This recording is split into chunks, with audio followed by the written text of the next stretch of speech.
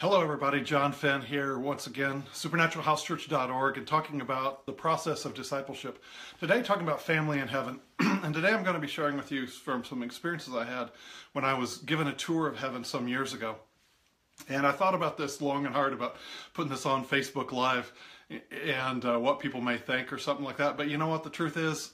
This is the truth, and when we get to heaven, the Lord will be there to say, yes, that's right. You didn't embellish anything. You told it exactly as you saw it and experienced it. So I'm going to go ahead with this.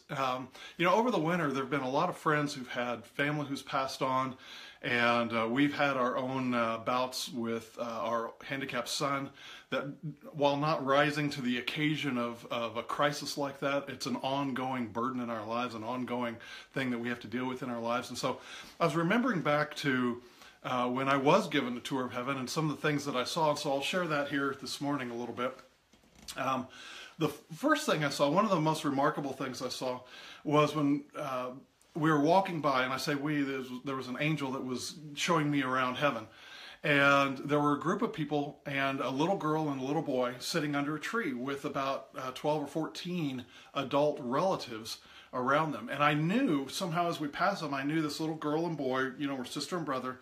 The girl maybe 6 years old or thereabouts, and the little boy, maybe the girl was 4 or 5. I'm not that good at guessing. And the little boy was definitely a toddler crawling all around her. And she was sitting with her back against a tree and legs crossed, and there were people around. It was like a little family reunion thing. And but I saw that there was missing generations. I mean, I saw grandmas, grandpas, aunts and uncles and everything, and everybody looked like they were, in their mid-30s, but you could see the age in them. That's one of the things I have a difficult time communicating when I talk about old people in heaven. And I can tell you that the things of earth drop away, the things that gravity cause, the things that age cause, disease, et cetera, drop away. But what remains is the youthfulness and the joy on their face, and so that's in the Lord. And so it's like you can see the wisdom that they had in their ages, and you can tell that they're older, and yet at the same time in their face they look like they're in their mid-30s. But anyway, there was clearly a generation missing. So as we walked by, I said, "Where's mom and dad?" I said, "They're missing." And the angel said, he said, "These two children died in a car wreck in Texas." And he said, "But their parents survived. They're on the earth." And I stopped for a second. He said, "When possible, children are raised by relatives in heaven." And I said, "I need chapter and verse on that." And he said, "Have you not read Ephesians 3:14 and 15, where Paul said, 'I bow my knees to the Father of our Lord Jesus Christ, of whom the whole family in heaven and earth is named'?" And he said, and he stopped and let that sink in, of who the whole family in heaven and earth is named. And he let that sink in a little bit, and he looked at me and he said, "There is but one family in heaven and earth." And that blessed me so much, and it was amazing to me to think about that, and how good and how gracious the Lord is in that, and that there is family. There is family, one family in heaven and earth, and that's from His perspective. That's the way it is. See, death and illness and things that we have to deal with, and the burdens that we have as bodies deteriorate and go the ways of the earth, and disease happens and all that. And it's such a burdensome, such a sorrowful thing, and yet at the same time, from heaven's perspective, there's just one family in heaven and earth. That's it. An interesting thing too, another thing that I saw was a couple little girls who had died of cancer, and they were actually playing with some other boys and girls that were part of a large open area. And the one girl had particularly beautiful hair. And it was long down to the middle of her back. She was probably 8 or 10 years old, and there was a little girl about 6 or 7 as well. And they were also playing with a boy who was at that time probably 10 or 12, and he was definitely from India. And they came over and talked to me, and because I asked questions, I said, "What about this girl? Her hair is just beautiful, just honey-colored, glowing, just bright, beautiful, thick hair."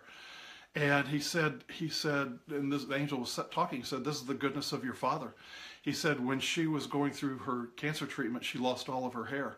And her hair meant so much to her because it was so beautiful and thick on the earth. And she lost all her hair in the treatment. And he said, but she told everybody it didn't matter, that it was okay.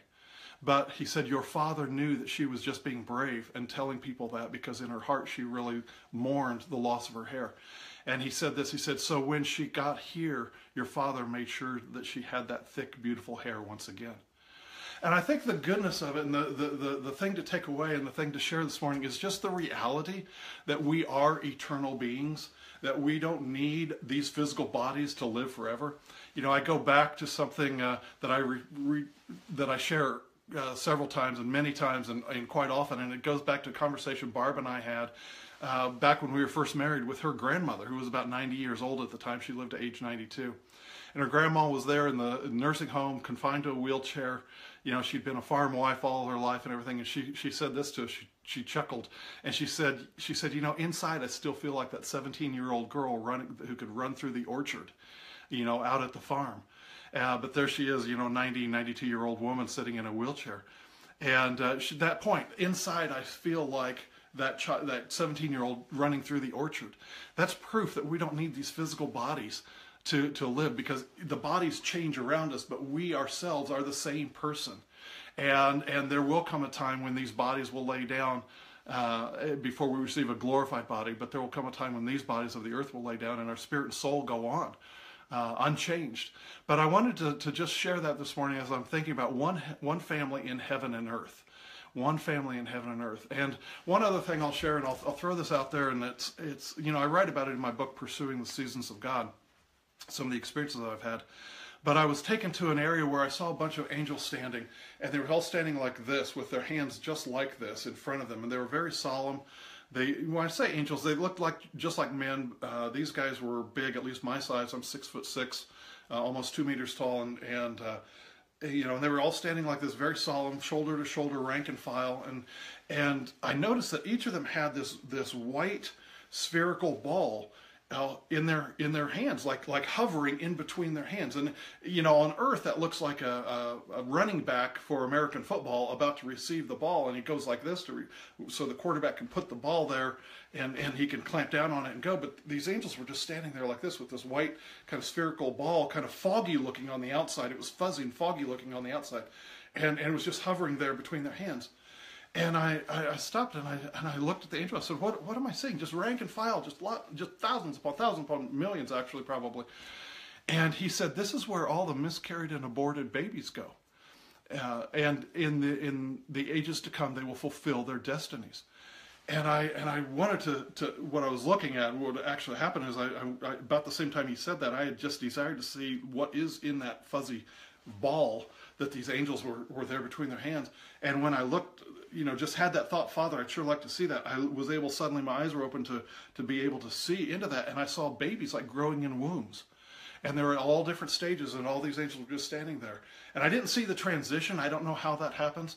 But when the angel said, "This is where all the miscarried and aborted babies go, and in the ages to come they will fulfill their destinies," I realized it just brought all of this home, that there is one family in heaven and earth. Every single person is important, is eternal.